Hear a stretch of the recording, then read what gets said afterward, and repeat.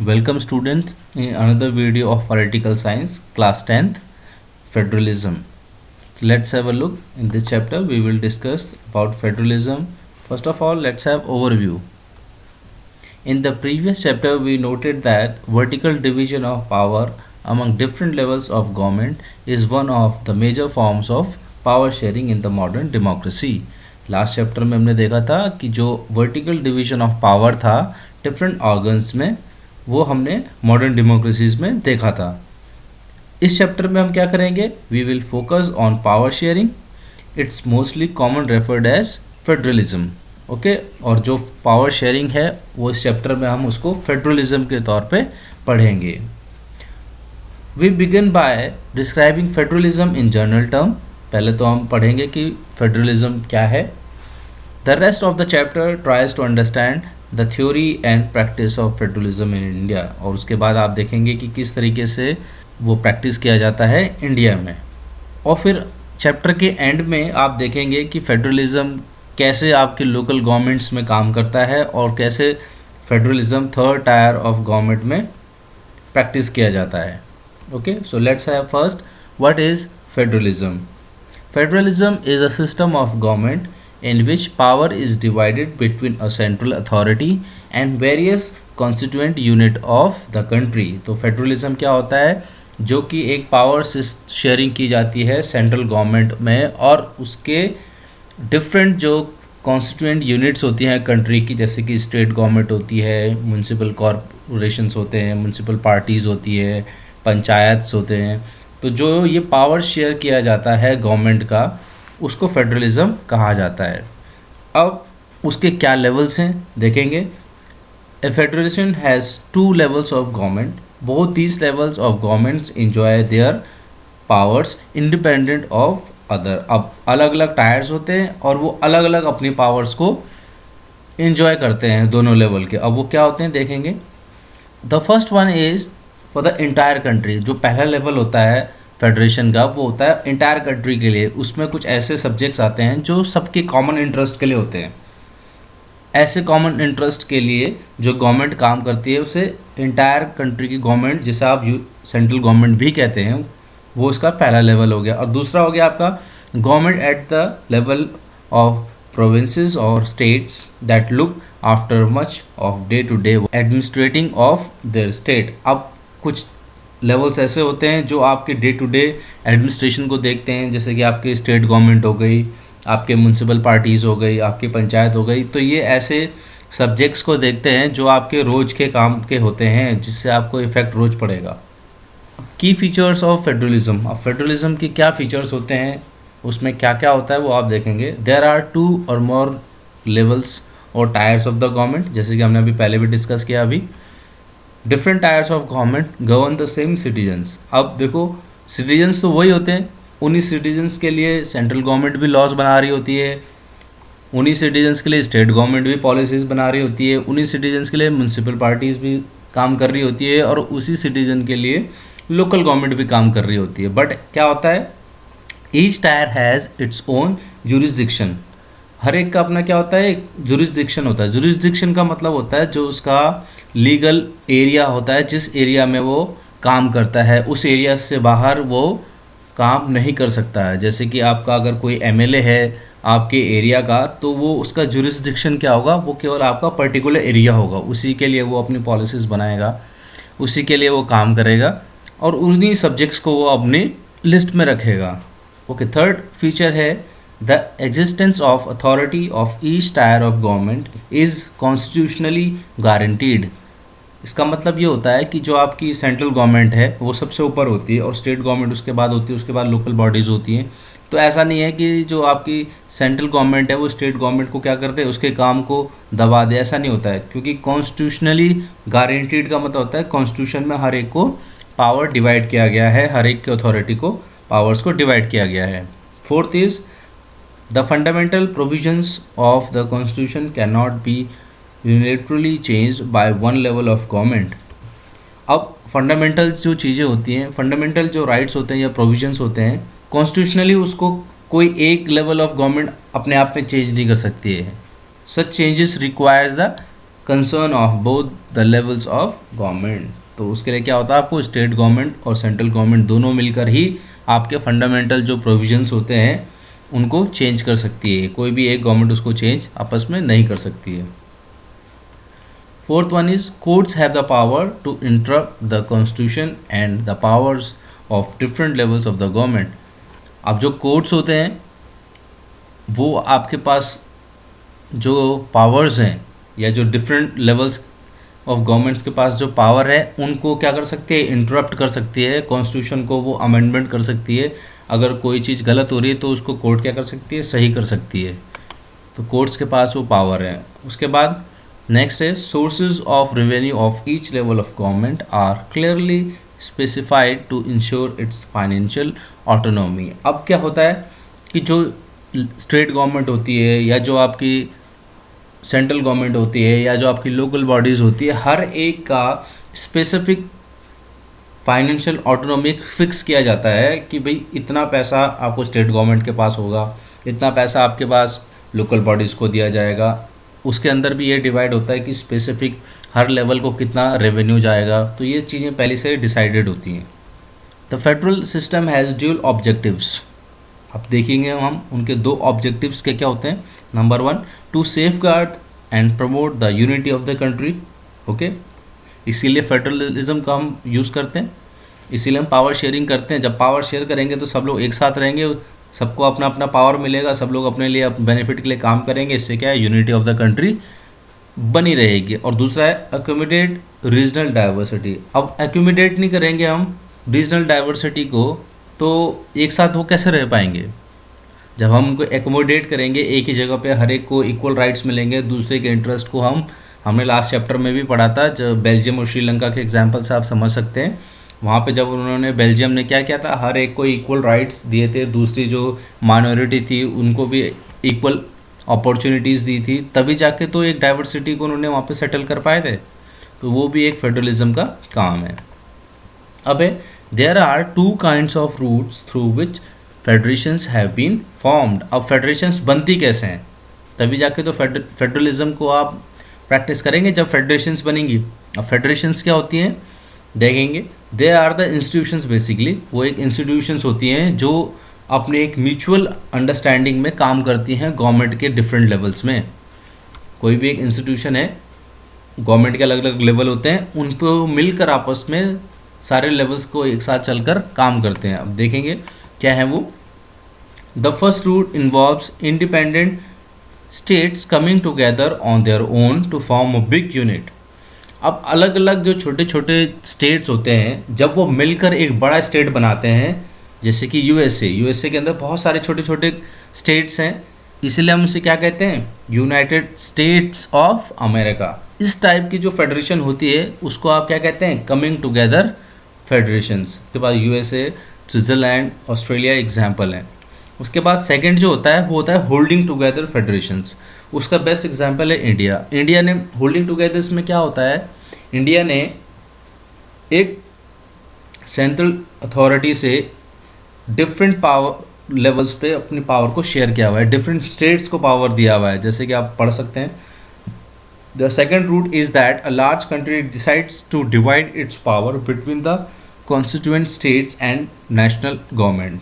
देखेंगे आप, समझ गए होंगे आप, इंडिया ने अपनी जो पावर्स है वो कितने हैं, स्टेट्स को डिवाइड किया हुआ है। इस तरीके के जो आपकी फेडरेशंस होती है उसे कहते हैं होल्डिंग टुगेदर फेडरेशंस। अब आगे देखेंगे what makes India a federal country. अब फेडरल कंट्री बनती कैसे है, ऐसे क्या कारण है जिससे कि एक आप इंडिया को फेडरल कंट्री कह सकते हैं। तो उसके लिए बेस्ट चीज़ें हैं वो आप अभी देखेंगे, इसके बाद आपको समझ में आ जाएगा कि हाँ इंडिया एक फेडरल कंट्री है, because we have different levels of government and every government has its powers rules mentioned in the constitution। अब वो क्या है देखेंगे, यूनियन लिस्ट। यूनियन मतलब होता है आपका सेंट्रल जो आपकी गवर्नमेंट होती है उसके लिए। यूनियन लिस्ट क्या होती है, उसके अंदर क्या होते हैं, ऐसे सब्जेक्ट आते हैं जो एक नेशनल इंपॉर्टेंस रखते हैं, जो पूरे देश के लिए इंपॉर्टेंस रखते हैं। ओके, और उसके लिए क्या होता है, union alone can make laws, जिसके लिए जो आपकी सेंट्रल गवर्नमेंट होती है, यूनियन गवर्नमेंट होती है, वो उसके लिए खुद ही अपना क्या बना सकती है, रूल बना सकती है। और इसके लिए कौन कौन से सब्जेक्ट्स आते हैं? Defence, banking, currency, foreign affairs and communication. तो ये ऐसे कुछ सब्जेक्ट्स हैं जिसके लिए यूनियन गवर्नमेंट खुद अपने लिए लॉज, पूरे देश के लिए लॉज बना सकती है। Second list is state list. अब स्टेट लिस्ट का मतलब क्या होगा, आप समझ रहे होंगे, ऐसे सब्जेक्ट्स होंगे जो केवल स्टेट्स के लिए रिस्पॉन्सिबल होंगे, सब्जेक्ट्स लोकल और स्टेट इम्पोर्टेंस, यही तो मतलब होगा। ओके, तो उसमें क्या होगा, स्टेट गवर्नमेंट के पास पावर होगी लॉज बनाने के, स्टेट अपने लिए खुद लॉज बना सकेगा। अब उसमें सब्जेक्ट्स कौन कौन से आते हैं? Police, trade, commerce, agriculture and irrigation. तो ये सारे ऐसे टॉपिक्स हैं जिनके लिए स्टेट अपने आप खुद बना सकता है लॉज। अब third is concurrent list. Concurrent list में ऐसे सब्जेक्ट्स आते हैं जिनके लिए दोनों लेवल्स अपने लिए लॉज बना सकते हैं। सेंट्रल गवर्नमेंट भी उसके लिए लॉ बना सकती है और स्टेट गवर्नमेंट भी उसके लिए लॉज बना सकती है। ओके, अब उसमें क्या क्या होते हैं? Education, forest, trade union, marriage, adoption and succession. Succession का मतलब होता है जो आप, जैसे आपके पास अधिकार आता है दादाजी से पिताजी के पास, पिताजी से फिर उनके बच्चों के पास, तो ये होता है। ठीक है, तो ये सारी चीज़ें आपने देखी। तो ये कब पॉसिबल है? ये केवल फेडरलिज्म में ही पॉसिबल है। जब आप फेडरलिज्म को अप्लाई करेंगे कंट्री में और आप एक फेडरल कंट्री बनेंगे तो आपके पास क्या होगा, हर लेवल का एक डिफरेंट रोल होगा, हर लेवल अपने डिफरेंट सब्जेक्ट्स के लिए काम करेगा। ओके, अब देखेंगे कुछ ऐसे सब्जेक्ट्स भी हैं जो इन तीनों लिस्ट में नहीं आए, जैसे कि आपके पास computer software which came after the constitution was made. So ऐसे सब्जेक्ट्स किस में आएंगे? तो देखेंगे, इसके लिए भी आपके कॉन्स्टिट्यूशन में एक प्रोविज़न है। तो देखेंगे, according to our constitution the union government has power to legislate on these residuary subjects. अब जो ऐसे सब्जेक्ट्स होते हैं जो कॉन्स्टिट्यूशन बनने के बाद आए, जैसे कि आपको हमने बताया अभी कि कंप्यूटर सॉफ्टवेयर, तो ऐसे सब्जेक्ट्स को आप कहते हैं रेजिडरी सब्जेक्ट्स, जिसके लिए सेंट्रल गवर्नमेंट लॉज बना सकती है पार्लियामेंट में। Okay, residuary powers are those powers which can be made by the parliament only. तो पार्लियामेंट में ही जब वो पास होगा तभी जाके ऐसे सब्जेक्ट्स के ऊपर आप लॉज बना सकते हैं। क्लियर, आगे चलते हैं। How is federalism practised. अब कैसे ये प्रैक्टिस कैसे किया जाता है फेडरलिज्म को कंट्री में? तो हमने अभी पढ़ा है कि कंट्री में अलग अलग लेवल्स की गवर्नमेंट होती है, ये सब हमने पढ़ लिया है। ठीक है, तो मेन तो यही होता है। अब देखेंगे इसको थोड़ा सा और आगे चलते हैं, थोड़ा सा और डीप पढ़ेंगे कि फेडरलिज्म कैसे आगे और डिफरेंट लेवल्स में, डिफरेंट सेक्शन में काम कर सकता है। The real success of federalism in India is attributed to its nature of democratic policies. तो फेडरलिज्म का मेन क्या है कि जो उसका डेमोक्रेटिक पॉलिसीज़ है, कि डेमोक्रेटिकली हर एक को अपना अपना अधिकार मिला हुआ है, हर एक को आज़ादी है अपने लिए काम करने की, लोकल गवर्नमेंट अपने लिए काम कर रही है, स्टेट गवर्नमेंट काम कर रही है, तो ये उसका मेन फीचर है। ओके, तो इसी तरीके से इंडिया में वो प्रैक्टिस किया जाता है। अब उसके लिए एग्जाम्पल है आपके पास, देख सकते हैं आप। नंबर 1 है लिंग्विस्टिक स्टेट्स। अब लिंग्विस्टिक का मतलब होता है जो लैंग्वेज के बेस पे बने हों।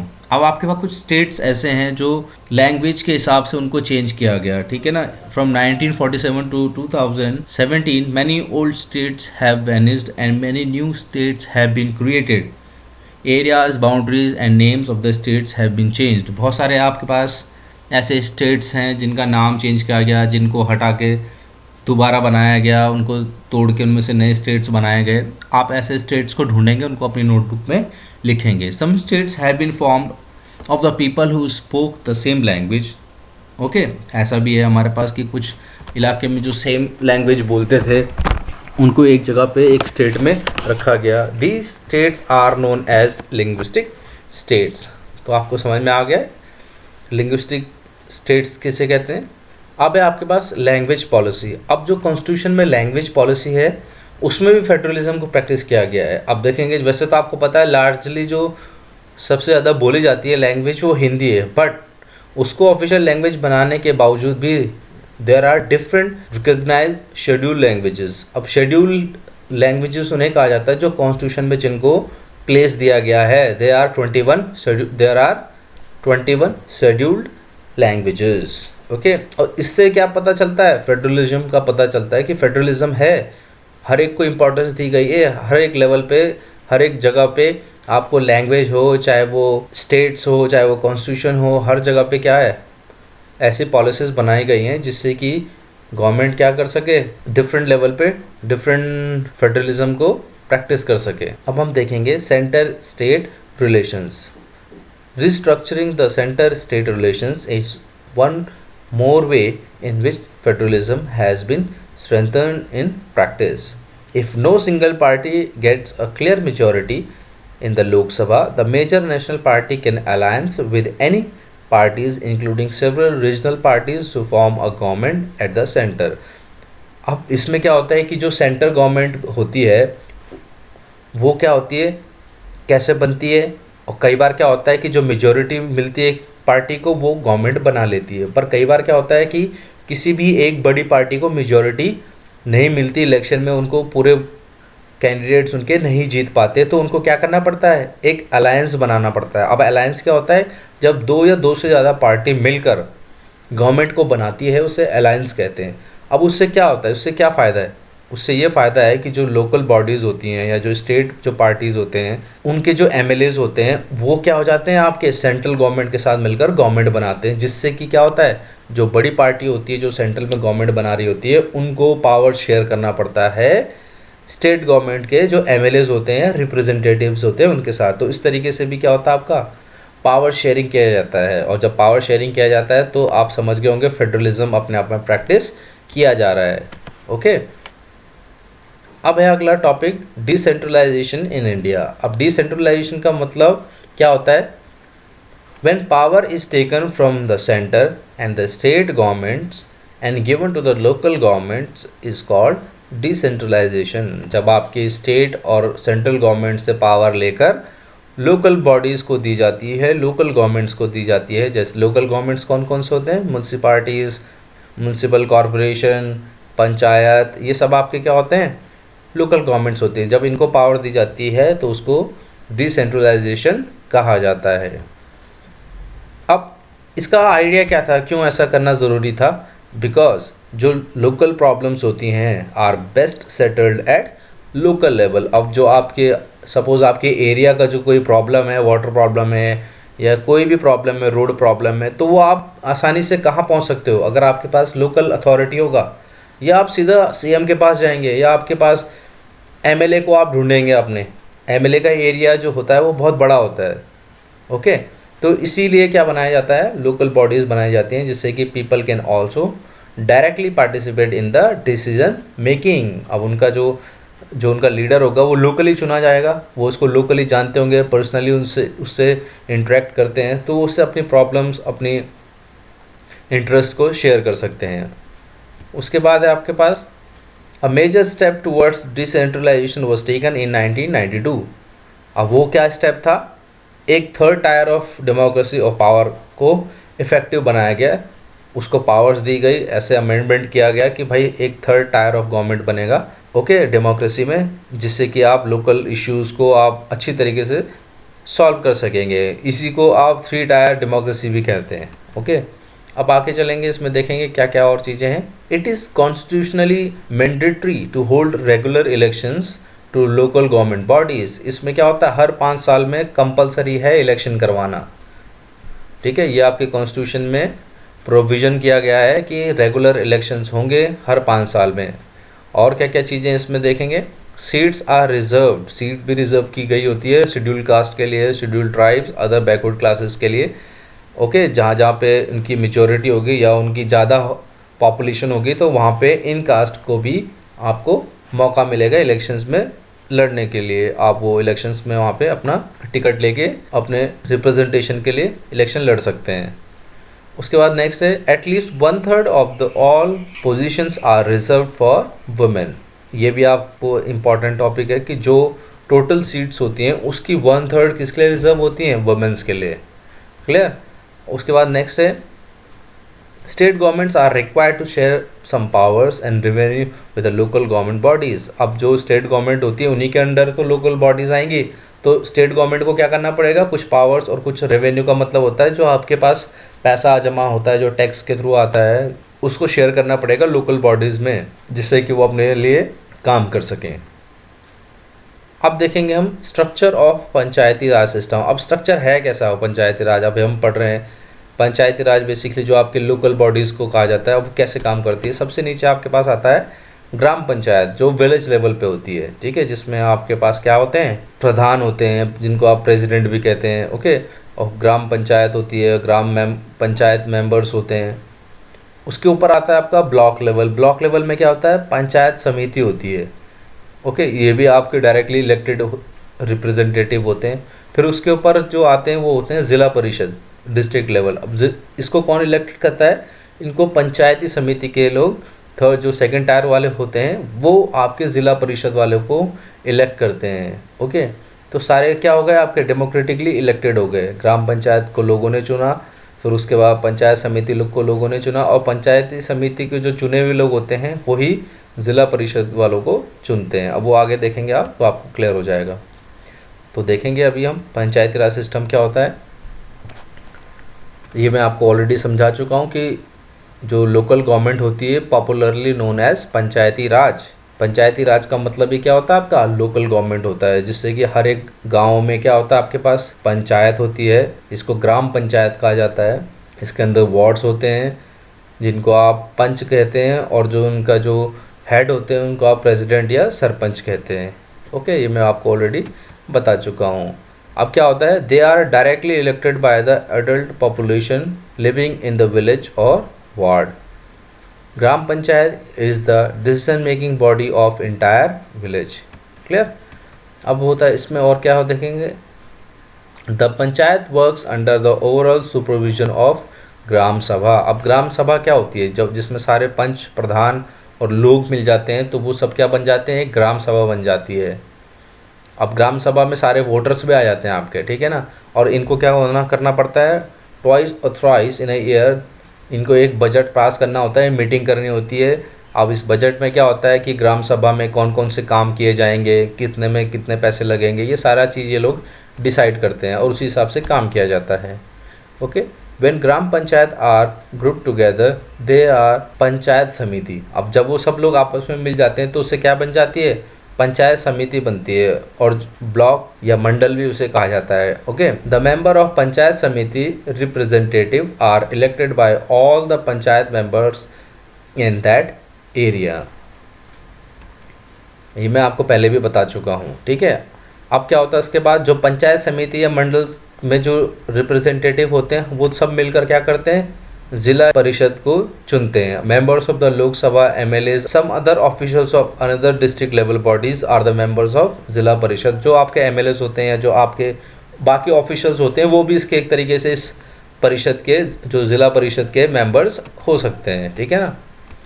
अब आगे चलते हैं हम म्यूनसिपालिटीज़। अब म्यूनसिपालिटीज़ क्या होते हैं, अभी आपने पढ़ा पंचायती राज, तो एक बात ध्यान से समझ लीजिए आप, पंचायती राज जो होता है वो विलेजेस के लिए होता है, ओके, और जो आपके रूरल एरियाज़ होते हैं उनके लिए होता है। और जो म्यूनसिपालिटीज़ होती हैं वो आपके अर्बन एरियाज़ में काम करते हैं, जो आपके शहरी एरियाज़ होते हैं। और जो बड़ी सिटीज़ होती हैं उनके लिए म्यूनसिपल कॉरपोरेशन होते हैं। तो जो दोनों होते हैं आपके पास, म्यूनसिपालिटीज़ और म्यूनसिपल कॉरपोरेशंस, वो क्या होते हैं, इलेक्शन के थ्रू ही अपने रिप्रेजेंटेटिव्स को लोग चुनते हैं। ऐसे नहीं है कि उनको कोई गवर्नमेंट अपने आप अथॉरिटी दे देती है, नहीं, वो भी इलेक्शन के द्वारा चुने जाते हैं, ठीक है। और म्यूनसिपल पार्टी का जो हेड होता है उनको आप चेयरपर्सन कहते हैं, और जो आपके म्यूनसिपल कॉरपोरेशन के हेड होते हैं उनको आप मेयर कहते हैं। तो ये ध्यान रखना, कई बार एक नंबर का क्वेश्चन आ जाता है कि head of the municipal corporation is known as mayor, okay. ये एक नया सिस्टम है लोकल गवर्नमेंट का। अब इसमें क्या होता है, this is a local government system जिसको डेमोक्रेसी में बहुत बड़े रूप में प्रैक्टिस किया जाता है, और ये बहुत इम्पॉर्टेंट है किसी भी डेमोक्रेसी में उसको स्ट्रॉन्ग बनाने के लिए, okay. So this help to deepen democracy in our country, क्योंकि इतने लोगों को डायरेक्टली अपने लोकल इश्यूज़ को सॉल्व करने के लिए लोकल बॉडीज़ मिल गई है, लोकल रिप्रेजेंटेटिव्स मिल गए हैं, ठीक है। और इसमें क्या होता है कि जो वुमेन्स का रिप्रेजेंटेशन होता है और जो उनकी आवाज़ होती है वो भी डेमोक्रेसी में उनको मौका मिलता है आगे रखने की, ठीक है। तो ये आपने पढ़ा फेडरलिज्म में कि किस तरीके से फेडरलिज्म में काम किया जाता है, कंट्री के अंदर कितने डिफरेंट लेवल्स होते हैं, लोकल बॉडीज़ को पावर्स मिलती है। ये मेनली फेडरलिज्म का काम है कि पावर को शेयर किया जाए स्टेट सेंट्रल गवर्नमेंट से लोकल बॉडीज़ में फेडरलिज्म को प्रैक्टिस किया जाए, पावर शेयरिंग की जाए। ओके, तो आपको होप चैप्टर समझ में आया होगा। जल्दी आपको इस चैप्टर के क्वेश्चन आंसर मिल जाएंगे, उनको आप नोट डाउन करेंगे। Thank you.